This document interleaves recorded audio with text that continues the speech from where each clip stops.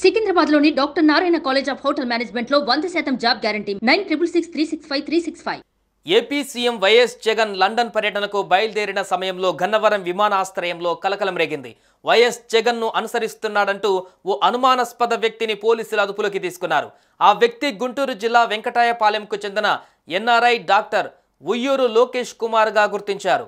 విమానాశ్రయంలో వాహనాల పార్కింగ్ ప్లేస్లో అనుమానాస్పదంగా కనిపించడంతో అనుమానం వచ్చి పోలీసులు వెంటనే అతన్ని అదుపులోకి తీసుకున్నారు.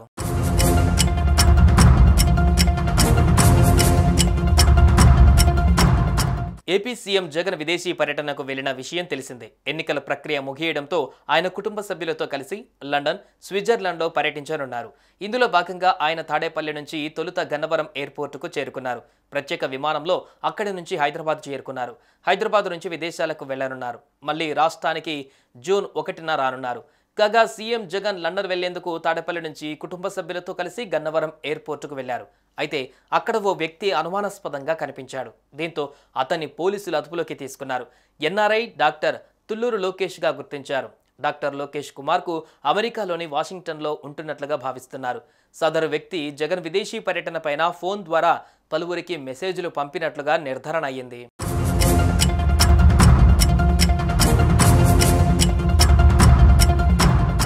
ఎన్ఆర్ఐ డాక్టర్ తుళ్లూరు లోకేష్ పై పోలీసులు ప్రశ్నల వర్షం కురిపించడంతో గుండెపోటు వచ్చినట్లు లోకేష్ చెప్పారు. ఆయన అక్కడే పడిపోవడంతో వెంటనే ఆసుపత్రికి తరలించి చికిత్స అందిస్తున్నారు.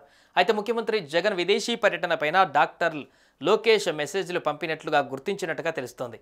సీఎం జగన్ లండన్ వెళ్లే సమయంలోనే ఇలా జరగడంపై అనుమానాలు వ్యక్తమవుతున్నాయి.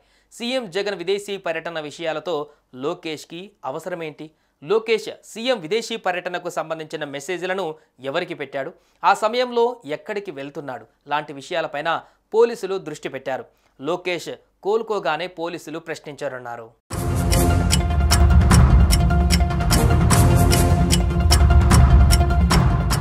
అంతకుముందు లండన్ పర్యటనకు వెళ్తున్న సీఎం వైఎస్ జగన్కు గన్నవరం ఎయిర్పోర్ట్లో మంత్రులు జోగి రమేష్, కొట్టు సత్యనారాయణ, ఎంపీ నందిగం సురేష్, చెవిరెడ్డి భాస్కర్ రెడ్డి, సామినేని ఉదయభాను, మల్లాది విష్ణు తదితర వైసీపీ నేతలు సెండాఫ్ ఇచ్చారు. పోలింగ్ తేదీకి ఫలితాలకు మధ్య సుమారు 3 వారాలకు పైగా సమయం ఉండడంతో విదేశీ పర్యటన ప్లాన్ చేశారు జగన్. ఈ నేపథ్యంలో అందుకు అనుమతి కోరుతూ నాంపల్లి సిబిఐ కోర్టులో పిటిషన్ దాఖలు చేశారు. లండన్ వెళ్లేందుకు బెయిల్ సమయంలో ఉన్న షరతులని సడలించాలని కోరారు. ఈ సమయంలో విచారణ జరిపిన కోర్టు కౌంటర్ దాఖలు చేయాలని సిబిఐకి సూచించగా జగన్ విదేశాలకు వెళ్లేందుకు అనుమతి ఇవ్వొద్దని సిబిఐ కౌంటర్ దాఖలు చేసింది.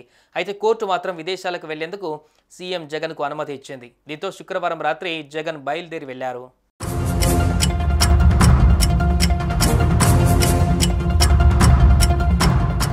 సుమన్ టీవీలో మీ పర్సనల్ అండ్ బిజినెస్ ప్రమోషన్స్ కోసం కింది నెంబర్కి కాంటాక్ట్ చేయండి.